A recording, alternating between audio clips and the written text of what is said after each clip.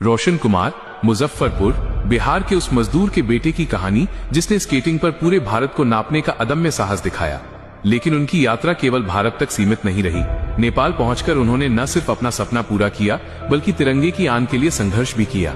रोशन के पिताजी एक मजदूर हैं। परिवार की दयनीय आर्थिक स्थिति के कारण रोशन को 10वीं के बाद ही पढ़ाई छोड़नी पड़ी और शहर जाकर एक प्लांट में काम करना पड़ा। मगर रोशन ने अपने गरीब पिता के पसीने को अपनी ताकत बनाया और ठान लिया कि वो अपनी किस्मत खुद लिखेंगे। उनका सपना था स्केटिंग के सहारे पूरे भारत की यात्रा करना, एक ऐसा असाधारण कीर्तिमान स्थापित करना जो आज तक किसी ने नहीं किया था। रोशन ने स्केटिंग पर 15,000 किलोमीटर से अधिक की दूरी तय की है, जिसमें 12 ज्योतिर्लिंगों में से 5 की यात्रा भी शामिल है। ये यात्रा उन्हें भारत के कोने कोने में सम्मान दिला रही थी, लेकिन उनकी सबसे बड़ी चुनौती सीमा पार नेपाल में उनका इंतजार कर रही थी। रोशन गर्व से भारत का राष्ट्रीय ध्वज तिरंगा लेकर नेपाल पहुंचे।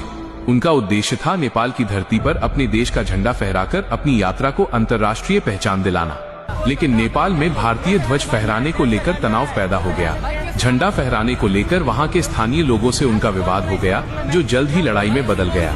रोशन के लिए वो क्षण केवल एक झगड़ा नहीं था, बल्कि ये राष्ट्रीय गौरव और अपने देश के सम्मान की रक्षा करने का संघर्ष था।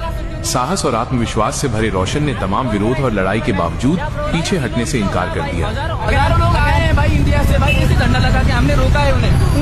हम नहीं हटाएंगे भाई। उन्होंने अपनी जान की परवाह न करते हुए गर्व के साथ भारतीय ध्वज नेपाल में लहराया और अपने देश का मान बढ़ाया। आज जिस मजदूर के बेटे को गरीबी ने पढ़ाई छोड़ने पर मजबूर कर दिया था, वही रोशन कुमार इंस्टाग्राम पर 1 मिलियन 10 लाख से अधिक फॉलोअर्स के साथ पूरे देश के युवाओं के लिए आत्मविश्वास, साहस और राष्ट्र प्रेम का प्रतीक बन चुके हैं। उनकी ये कहानी बताती है कि सच्ची ताकत पैसे या सुविधा में नहीं, बल्कि दृढ़ संकल्प और अपने देश के प्रति अटूट प्रेम में होती है।